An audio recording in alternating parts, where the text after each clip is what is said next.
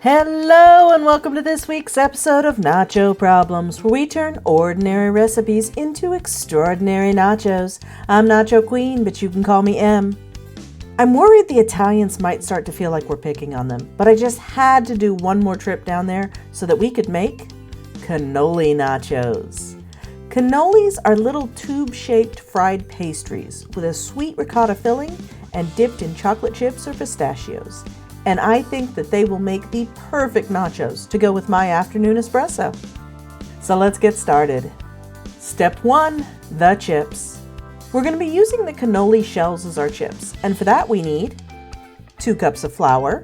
My recipe said double O flour, which after a little research, I think bread flour should be a good substitute. But let me know if you try something different.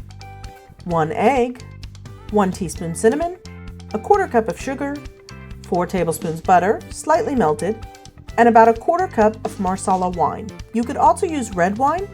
I looked at a few recipes that didn't use alcohol, and they used everything from plain water to juice to vinegar. I'm not sure about that last one, but the other option should work. However, you might want to adjust the sugar depending on what you use.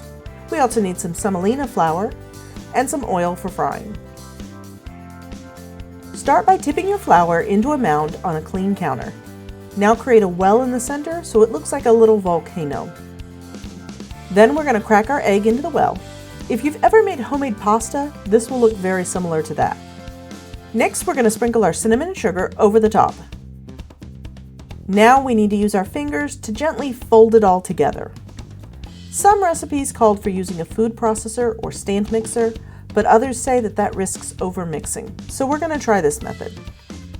Once it's mostly combined, add in your butter and continue mixing until it resembles coarse sand.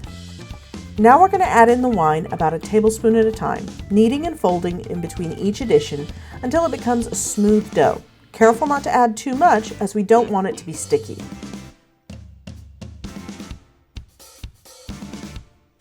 Once you've got the right consistency, we're going to wrap it in plastic wrap and place it in the fridge overnight. It's the next day.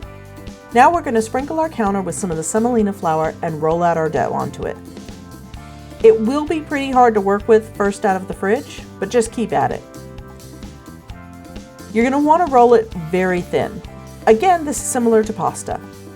I'm going to cut out my chip shapes and then roll them even thinner. I think those look nice, so now it's time to fry. So we've got frying atoms out here.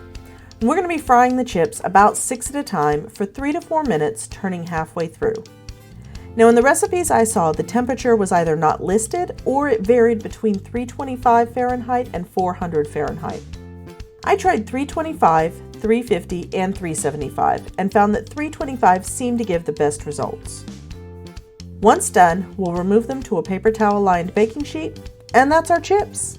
Next up is Step 2, the cheese. Now there are a couple of different cannoli fillings I found, but the most common seem to be sweetened ricotta. And for that we need 1/2 cup of ricotta and 2 to 3 tablespoons of powdered sugar.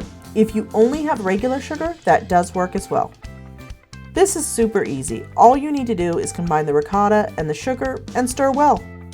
If you use plain sugar, it will be grainy at first, but just let it sit for a bit and the sugar dissolves into the ricotta for a nice, smooth texture.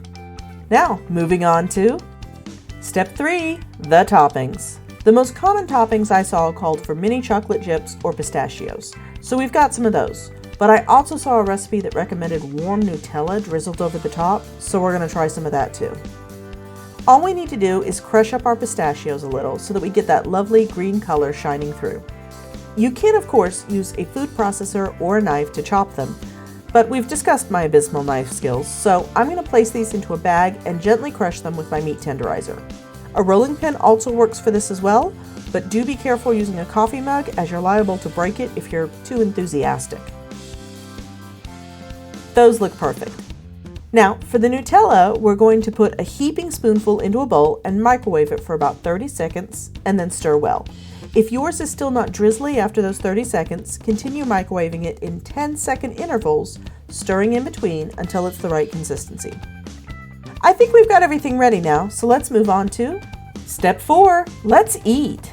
We'll start with some chips. As you can see, I made circle shapes too, and I think those turned out pretty nice. Next, we need some of our sweetened ricotta. Then a drizzle of Nutella. And finally some pistachios and chocolate chips. Now, Youngson is usually up for taste testing our dessert nachos, but as he abhors nuts and green things, he was appalled at the existence of green nuts and declined. So, cameraman is back in the seat. I really have to say, this recipe is perfect for nachos. The chips have a great crunch and so much more flavor than I expected, and the ricotta and toppings really complement that. I think this is going to become a regular snack at Casa del Nacho. Well, that's all for this week. I hope you enjoyed it. If so, give it a like, and please consider subscribing if you want to see more nacho videos.